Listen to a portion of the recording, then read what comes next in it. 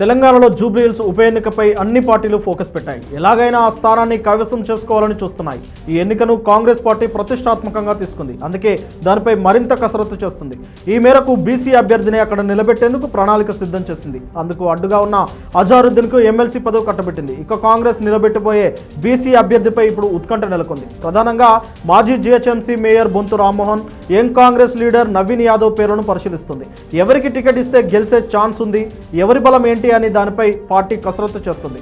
అయితే ఇద్దరు బీసీ నేతలే, ఇద్దరు పొలిటికల్ గా యాక్టివ్ గా ఉన్నారు. అయితే బొంతు రామ్మోహన్ కు పార్టీ టికెట్ ఇస్తే గెలిచే ఛాన్స్ ఎంత అనేది ఇప్పుడు చూద్దాం.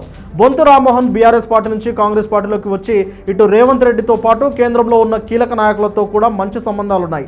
అంతేకాదు మాజీ మేయర్ కావడంతో నగర అభివృద్ధిలో ఆయన భాగస్వామ్యం ఉంది. దాన్ని ప్రచారంలో చెప్పుకోవచ్చు. అలాగే రామ్మోహన్ అందరికీ సుపరిచితుడే. దీనికి తోడు పార్టీలో జరిగే చాలా కార్యక్రమాలకు ఫండింగ్ కూడా ఇస్తున్నట్లు బోగట్టా.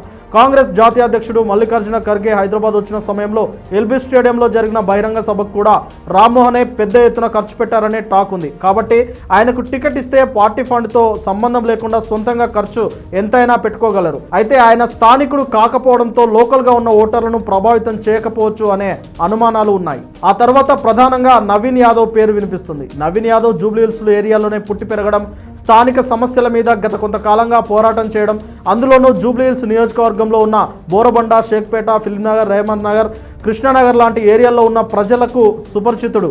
చిన్న నుంచి పెద్ద వరకు అందరూ ఆయన గుర్తుపట్టే పరిస్థితి ఉంది. దానికి తోడు ఇదే నియోజకవర్గంలో 2 సార్లు పోటీ చేసి ఓడిపోయారు. కాబట్టి ఈసారి ఆయనకు టికెట్ ఇస్తే సానుభూతి కూడా కలిసొచ్చే అవకాశం ఉంది. ఈ ఏరియాలో సినిమా విభాగాలకు సంబంధించిన అసోసియేషన్లో పనిచేయడంతో లోకల్గా ఉన్న వాళ్ళతో ఎక్కువగా పరిచయం ఉంది. జూబ్లీహిల్స్ స్థానికులు ఎక్కువగా చిన్న చిన్న షాపులు పెట్టుకొని ఉంటారు. వారందరికీ కూడా నవీన్ యాదవ్ రెగ్యులర్గా టచ్లో ఉండడం కూడా నవీన్ యాదవ్కు కలిసొచ్చే అవకాశం ఉంది.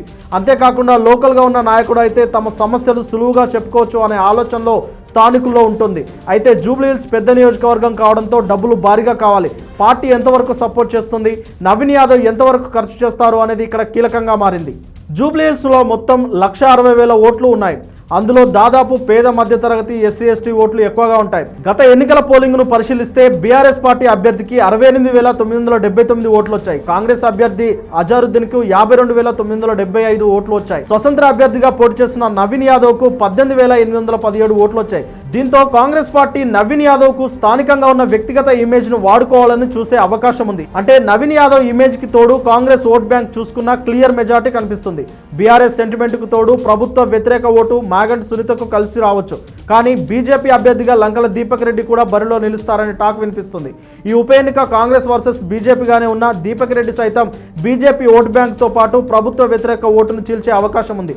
ఈ లెక్కన చూసుకున్న కాంగ్రెస్ అభ్యర్థిగా నవీన్ యాదవ్ కు ప్లస్ అవుతుంది. ఇప్పుడు కాంగ్రెస్ పార్టీ టికెట్ ఎవరికి ఇస్తుంది అనేది అందరిలో ఉత్కంఠ నెలకొంది. అయితే అంతిమ నిర్ణయం కాంగ్రెస్ పార్టీదే ఉంటుంది. కాబట్టి నవీన్ యాదవ్ కు టికెట్ ఇస్తుందా, బొంతు రామ్మోహన్ కు టికెట్ ఇస్తుందా అనేది చూడాలి.